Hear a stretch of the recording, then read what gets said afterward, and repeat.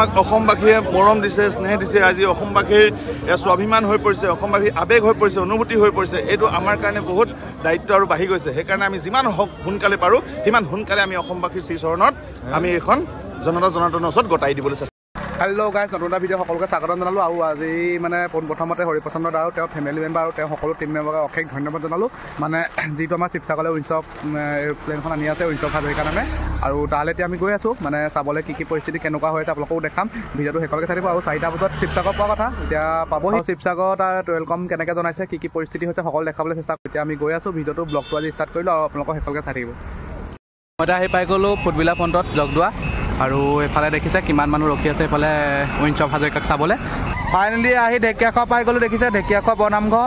আৰু ইয়াতো কিমান মানুহ ভিৰ লাগি আছে দেখিছে ন, বহুত মানুহ ভিৰ মানে স্বাগতম জনাবলৈ ৰখি আছে উইন্স অফ হাজৰিকাক।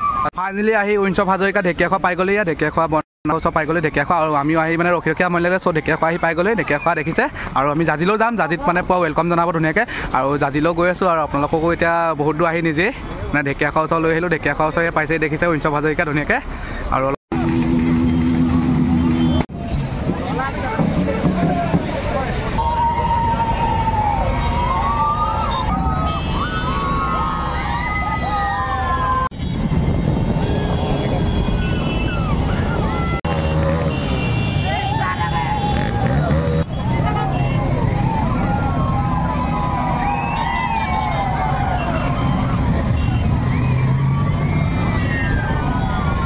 কিমান ডাঙৰ এৰোপ্লেন আৰু আকাশত দেখোঁ এৰোপ্লেন এইবাৰ ফাৰ্ষ্ট টাইম মানে ৰাস্তাত গৈ থকা দেখিছে এনেদৰে। আৰু ভাল লাগিছে আৰু দেখিছে কিমান ডাঙৰ।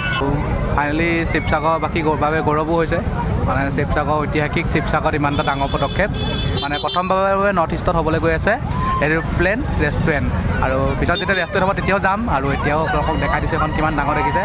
আৰু পাংখাবোৰ আগত গুচি গ'ল আৰু এখন এৰোপ্লেন মেইন বডিটো। আৰু দেখিছে মানুহ কিমান বেছি আৰু কিমান ভিৰ লাগি গৈছে চব পাবলৈ।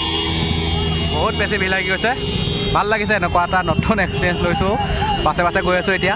বেছি ভিৰ লাগিছে দেখিছে ন, ৰখি গৈছে মানে এনেই স্পীডে গৈছে, ইমান লাহে লাহে যোৱা নাই। কিন্তু মানুহৰ ভিৰৰ কাৰণে অলপ বহুত শ্ল' যাবলগীয়া হৈছে। দেখিছে ন উইন্স অফ হাজৰিকাক চাবলৈ কিমান ভিৰ লাগিছে।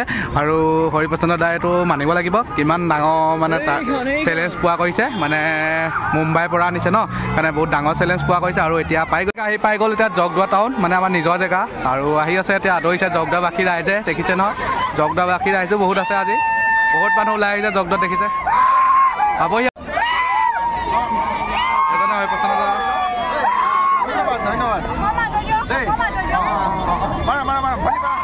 ফাইনেলি গাইজ আহি আমি শিৱসাগৰ ডিষ্ট্ৰিক্ট পাই গ'লোঁ। আৰু শিৱসাগৰ মানে জাজি পাই গ'লোঁ। আৰু এখন নিজৰ ডিষ্ট্ৰিক্ট মানে উইন্স অফ হাজৰিকা শিৱসাগৰ ডিষ্ট্ৰিক্টতে অ'পেনিং কৰিব মানে উইন্স অফ হাজৰিকা। আৰু ইয়াত পাই গ'লে আৰু ইয়াত ধুনীয়াকৈ আদৰিছে। আৰু তাকো দেখাম কেনেকুৱা ধৰণে কৰিছে, বিহু চিহু মাৰিছে আপোনালোকক দেখাই। শিৱসাগৰক ৱেলকাম জনাইছে ধুনীয়াকৈ উইন্স অফ হাজৰিকাক, দেখিছে কিমান ধুনীয়াকৈ।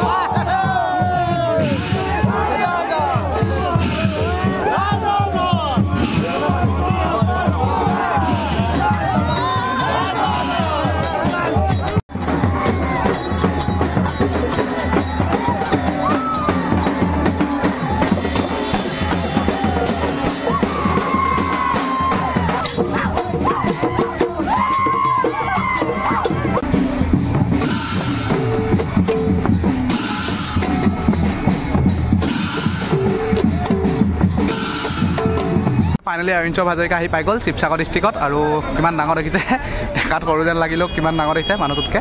আৰু ফাইনেলি আহি পাই গ'ল শিৱসাগৰ দেখিছে। আৰু এতিয়া শিৱসাগৰ জাজিৰ লগত ফাইনেলি গাইজ মানে পালোহি গৈসাগৰ। আৰু নামডাঙৰ শিল থাকোঁতে মোৰ বাইকখন ষ্টাৰ্ট নোহোৱা হৈ গ'ল। মানে আজি ব্লগ বনাবলৈ আহি বিলৰ সেইটোৱে হৈছে। আৰু এতিয়া খোজকাঢ়িয়ে যাবলগীয়া হৈছে। আৰু উপায় নাই, বাইকখন বেয়া গ'ল, এতিয়া দাদাজনৰ ওচৰলৈ গৈ আছোঁ আৰু বাইকখন তাতে থৈ আহিলোঁ। আৰু লিফ্ট বিচাৰিলোঁ, বহুতৰ লিফ্ট নিদিলে, এইখিনি আনিবলৈ আকৌ দাদাজনে আহিলে, দাদাজনে নিজে থৈ গৈছেহি আৰু থেংক ইউ আৰু ইমানকৈ হেল্প কৰাৰ বাবে।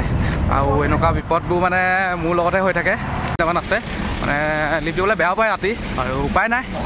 আৰু ফোনটো চাৰ্জ নাই, মানে 10% মান আছে আৰু হ'লেও এতিয়া দাদাজন আছে, দাদাজনৰ ওচৰলৈ গৈ আছোঁ। তাৰপিছত কি হয় দেখা যাব আৰু বাইকখন তাতে থৈ আহিলোঁ, দেখিছে নহয় বিলয় হৈছে ব্লগ বনাবলৈ আহি। ঘাট নেওচি আহি দেখিছে নহয় বাইক চাইকো বেয়া হ'ল, থৈ মেলি আহি নামনগৰ শিলসাগৰতে বাইকখন থৈ মেলি আহি এতিয়া পাইছোঁহি মানে গৌৰীসাগৰ, এয়া ভটিয়াপাৰ পাই গৈছোঁ, ইয়াতে ৰখাব দেখিছে নহয়, বহুত কষ্টত আহি পাইছোঁহি। নাগৰিক আছে যিসকলে এতিয়ালৈকে বিমানত যাত্ৰা কৰা নাই, সেইসকলৰ মনত কেতিয়াবা সপোন দেখে তেওঁলোকে যে আমি উৰাজাহাজত কেতিয়াবা আমিও যাত্ৰা কৰিব পাৰিম, কিন্তু কেতিয়াবা কোনোজনৰ মনৰ আশা মনতে নাইকিয়া হৈ যায়। সেইকাৰণে আমি ভাবিলোঁ যে উৰাজাহাজখন লৈ যাওঁ, তেওঁলোকে তাতে সকলো সাধাৰণ নাগৰিকৰ পৰা লৈ সকলোখিনি, কোনো ইয়াতে ব্যয়বহুল বুলি কথা নাই, সকলোৱে ইয়াতে সুন্দৰভাৱে আহিব পাৰিব, ইয়াত বহিব পাৰিব, ইয়াত আনন্দ ল'ব পাৰিব, ইয়াত সুস্বাদু আহাৰ গ্ৰহণ কৰিব পাৰিব, ইয়াৰ আমেজ ল'ব পাৰিব। সেই তেনেকৈ ধৰণে আমি ব্যৱস্থা কৰিম। আপুনি দেখা সপোনটো আজি প্ৰায় 80% সফল হৈছে বুলি ক'ব। এতিয়াও মই আৰু 80 নহয়, ধৰক 60 মান হৈছে আৰু 40 মান আপোনালোকৰ আশীৰ্বাদত চাগে হৈ যাব আৰু। Thank U.